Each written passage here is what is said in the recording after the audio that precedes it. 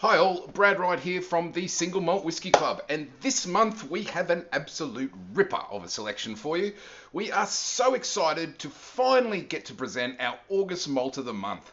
I say finally because our featured whisky this month has been a long time in the organising, and then even longer due to, well, we all know what's causing delays in international trade and travel at the moment. But I digress. Our malt of the month for August is an 11-year-old first fill Pedro Ximenez single cask from Glen Scotia Distillery.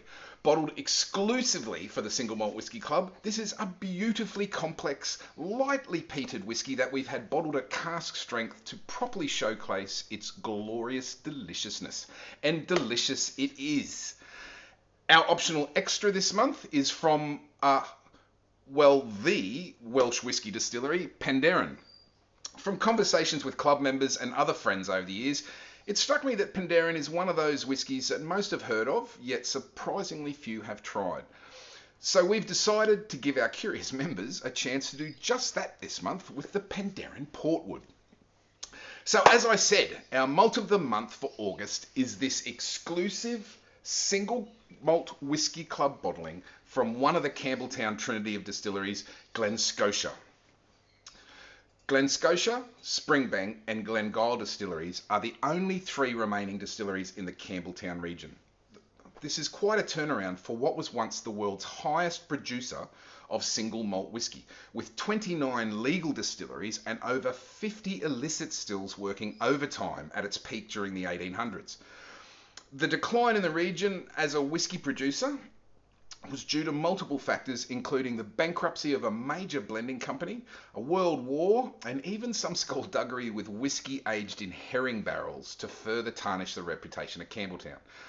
Have a look through our website and our previous Campbelltown releases to read a bit more about this. But anyway, here it is, our long-awaited Single Malt Whisky Club exclusive from Glen Scotia. A lightly peated, single first fill Pedro Ximenez cask aged for 11 years and presented at a cask strength of 52.2%. And as you can see, it's a nice dark coppery gold in colour, as you'd expect from first fill Pedro.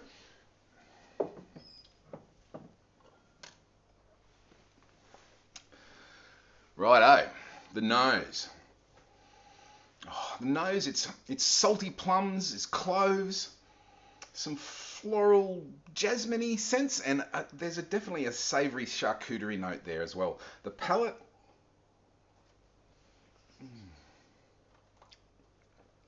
yum. Palate is luxurious, it's rich, it's oily, spiced fruit and dark chocolate in spades there. And a nice long finish. Yum.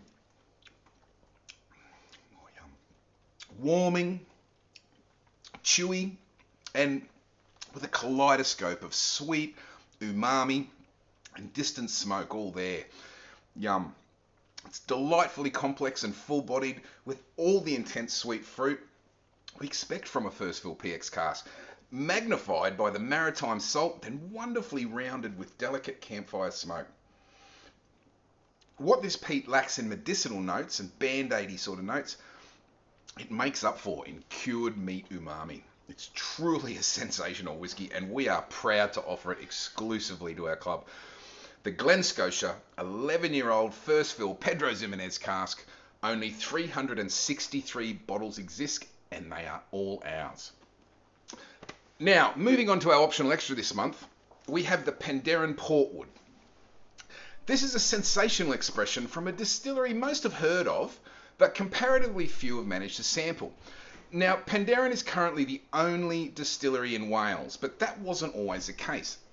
Distilling has been occurring in Wales since the 4th century, according to archaeologists, and it was also a Welsh distiller, Evan Williams, who founded the Kentucky bourbon industry after emigrating to the New World from Wales.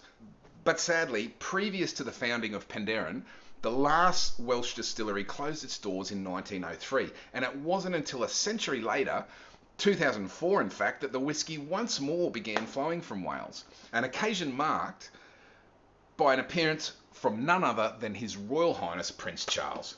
And so here is the Penderyn Portwood, This is from their Welsh Gold range, which is said to reflect the qualities of the gold it's named for, which are rare, pure, and precious.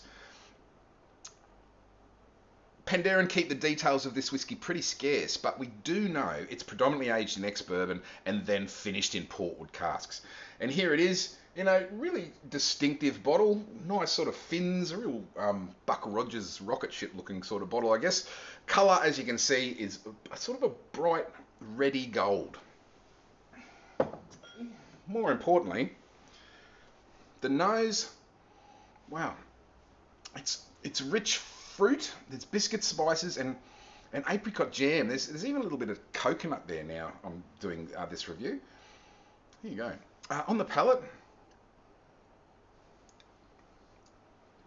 yum. A real initial beery taste for me, quickly overtaken by sweet fruit notes and warming spices. The finish, wow. Slowly decreasing waves of warm spice roll over a mild tannin astringency and then espresso coffee notes. It's nice and chewy.